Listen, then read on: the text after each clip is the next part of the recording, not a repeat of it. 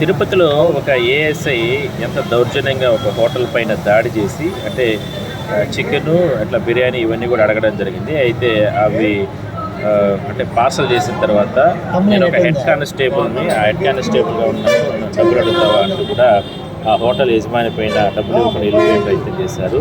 అయితే ఎదురు తిరిగినటువంటి హోటల్ యజమాని ఒక్కసారిగా డబ్బులు ఇస్తేనే ప్యాకెట్స్ ఇస్తానంటూ కూడా చేయడం జరిగింది. అయితే అప్పటికే మద్యం మత్తులో ఉన్నటువంటి ఏఎస్ఐ పాపం ఆ హోటల్ యజమాని అత్యంత దారుణంగా కొట్టడం జరిగింది. సో ఇదంతా కూడా స్థానికులు వాళ్ళందరూ కూడా వీడియోలు తీయడం జరిగింది, సోషల్ మీడియాలో పెట్టారు. అయితే పోలీసులు అయితే చర్యలు తీసుకున్నారు, అతన్ని సస్పెండ్ చేయడం జరిగింది.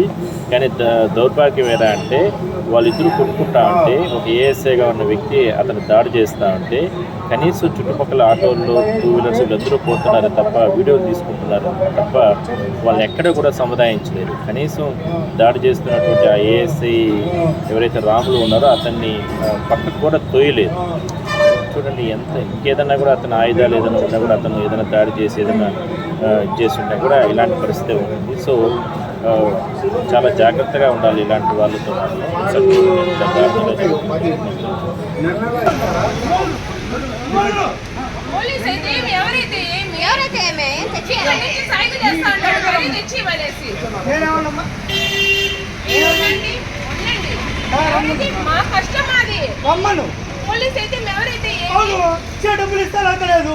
డబ్బులు ఇవ్వాలి కదా.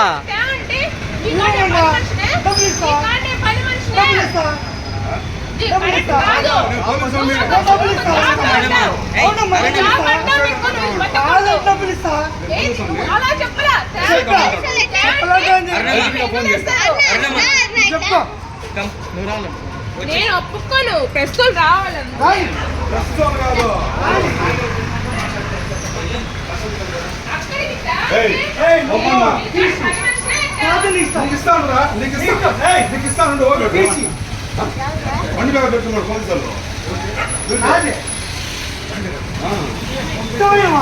పంపించండి.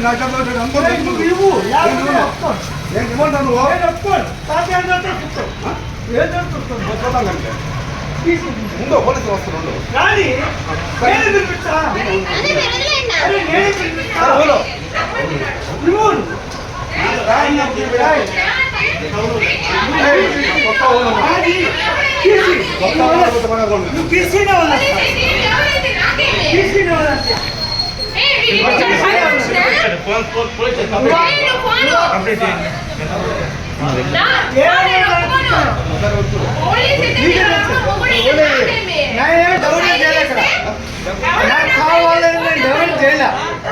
దౌర్జన్యం ఎవరు చేయాలి, కావాలని దౌర్జన్యం చేయాలి.